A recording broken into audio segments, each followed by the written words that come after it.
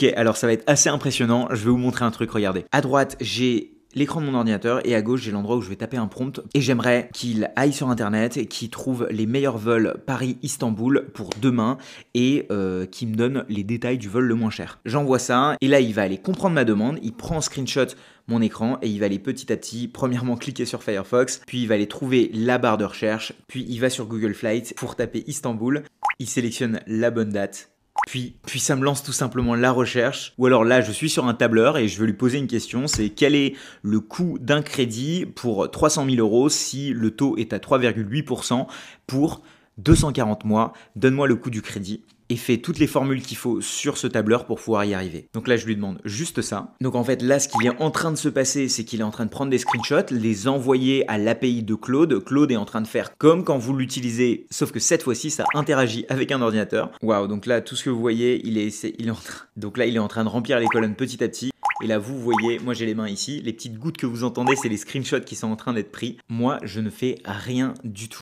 Là, je crois qu'il est en train de taper la formule. C'est impressionnant. Il me calcule la mensualité et le coût du crédit total. C'est complètement magique. Et là, il m'a calculé les formules qu'il faut. J'aurais galéré à trouver ça sur Google ou sur ChatGPT. Et sauf que là, en plus de me donner la réponse, il interagit directement avec mon tableur. Les amis, je vous fais cette vidéo un petit peu brute, sans trop de montage pour la suite. Et en fait, ce qui s'est passé hier est un peu dingue. Claude, du coup, enfin, Anthropic, du coup, la société qui crée Claude.ai, a sorti une nouvelle version qui s'appelle Claude 3.5 Sonnet. Et sauf que au-delà de juste être une nouvelle mise à jour, ils ont glissé un petit truc qui est en fait d'utiliser Claude Computer Use, où ils ont montré cette vidéo dans laquelle la personne tape un prompt et derrière Claude interagit directement avec l'écran de son Mac, comme si Claude était installé sur son Mac et du coup avait la possibilité de mettre les mains dedans. Et là c'est assez incroyable parce que du coup ça remplit un formulaire à sa place. C'était assez bluffant au moment où je l'ai vu. Alors c'est pas quelque chose de nouveau dans la mesure où j'avais déjà fait une vidéo où je vous montrais comment j'ai laissé ChatGPT contrôler mon ordi, sauf que la différence ici c'est que je trouve que l'interface utilisateur est beaucoup plus simple. Je trouve que le fait qu'il ait accès directement à votre ordi, ça permet d'interagir aussi avec l'ordinateur lui-même, donc typiquement les fichiers, etc. Alors que la version que je vous avais montrée était uniquement sur le web. Et au-delà de ça, Claude Sonnet 3.5 est un modèle bien plus performant et du coup on peut aller très très loin. Je vais vous montrer un peu toutes les dingueries que j'ai réussi à faire. C'est assez fou. Donc là je reviens sur l'interface, je vais lui demander de créer un programme Python sur une console qui va pouvoir en mettre plein les yeux à mon audience. Il faut que ce programme Python, tu l'exécutes juste après parce que tu es un super développeur. Donc hop, je tape ça. Là, ce qu'il va faire, c'est tout simplement coder. Alors, une IA comme Claude, c'est très bien développé, que ce soit en Python ou en n'importe quel autre langage. Et vous allez voir, c'est assez bluffant. Donc là, il est en train de tout simplement d'installer des trucs sur mon ordi. Donc là, il a créé ce petit truc-là qui est, hop, un motif animé. Alors, ce qu'ils montrent dans cette vidéo, ils expliquent que c'est totalement expérimental, que c'est pas sorti, mais qu'il y a la possibilité, si on est un développeur, d'utiliser l'API pour pouvoir réussir à utiliser ça. Et du coup, j'ai passé du temps sur les fins fonds de GitHub pour essayer de voir comment faire fonctionner tout ça. Ça m'a pris pas mal de temps, ça m'a coûté pas mal d'argent en API, mais clairement, le résultat est assez incroyable. Je vais vous montrer un autre exemple. Je vais par exemple lui dire d'aller sur le site Unsplash et de trouver une image minimaliste plutôt noire et de la mettre en fond d'écran de mon ordinateur. Et donc là, ce qu'il fait, c'est qu'il prend des screenshots, il bouge la souris, il va sur Firefox, il essaie de faire un certain nombre de choses où à chaque fois qu'il prend un screenshot, il essaie de comprendre où est-ce qu'il est. Avec la souris, il essaie de bouger pour essayer de faire ce qu'il veut faire. Et là, on est sur le site de Unsplash. À chaque fois, il y a les cookies, je crois qu'il les accepte pas vraiment à chaque fois. Mais il va sur la barre de recherche.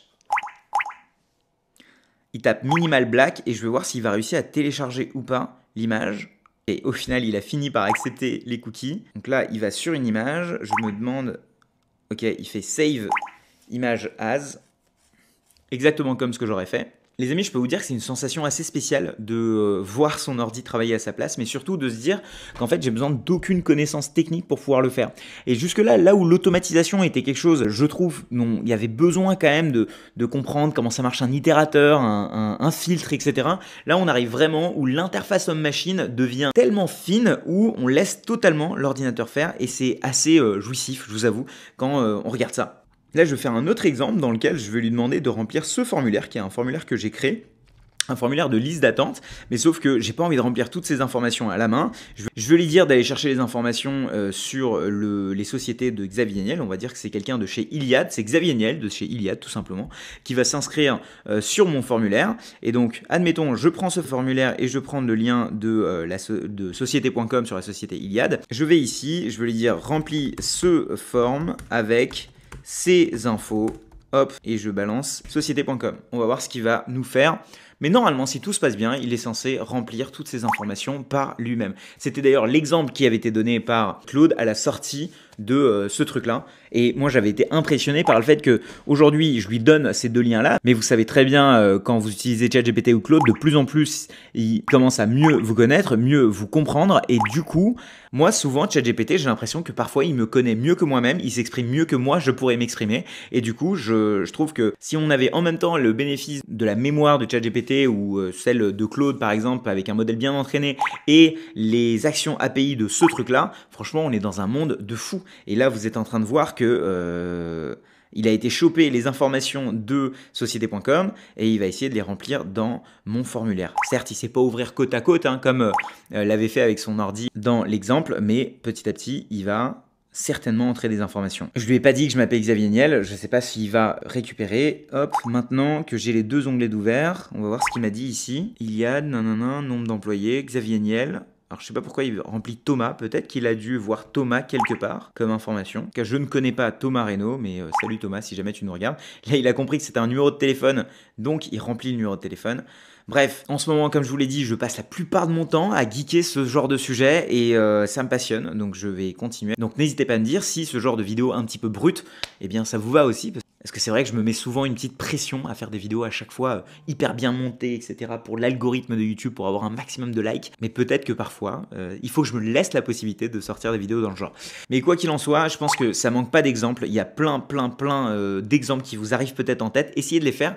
Par contre, si vous essayez d'automatiser du LinkedIn ou du Google, etc., ça marchera pas. Ils ont mis des limitations de base, donc je me suis un peu cassé les dents.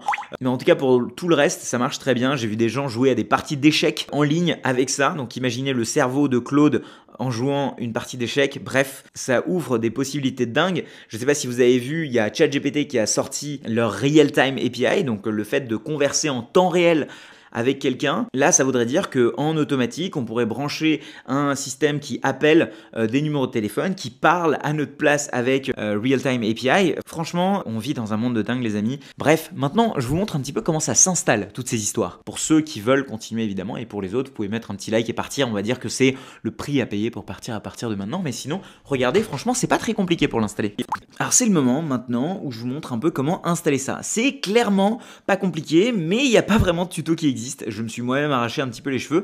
Et donc là, je vais vous montrer de manière très simple comment vous allez faire exactement la même chose que moi. Aujourd'hui, la version Claude Computer Use, elle est en version un peu expérimentale. Et donc, vous allez devoir installer une version expérimentale. Vous allez voir, même si vous n'avez jamais codé de votre vie, ça ne va pas être très compliqué.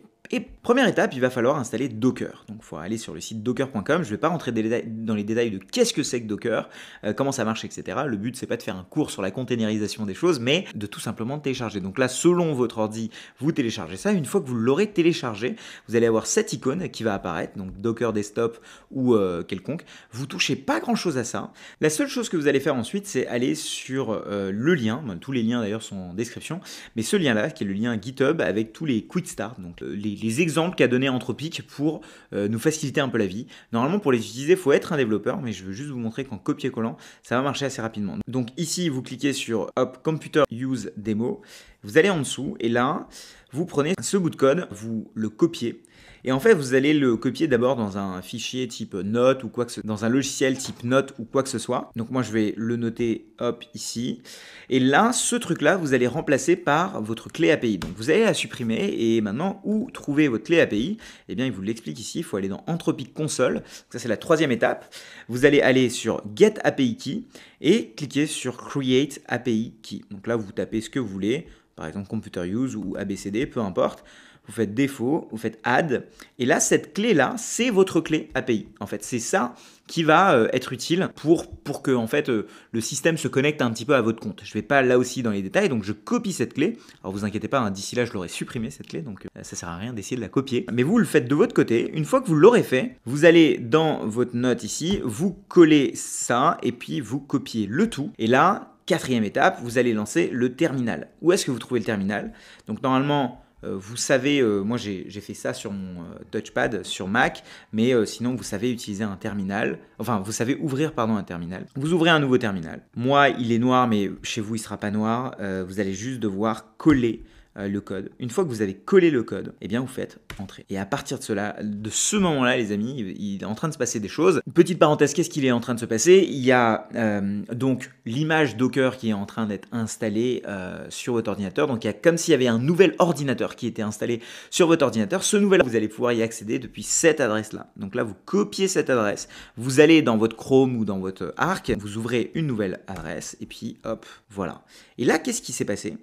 C'est à droite, là, vous avez un ordi, en fait. C'est un ordi classique, sauf que c'est, au lieu d'être Windows ou quoi que ce soit, en fait, c'est Linux. Et Linux, une version de Linux qui s'appelle Ubuntu.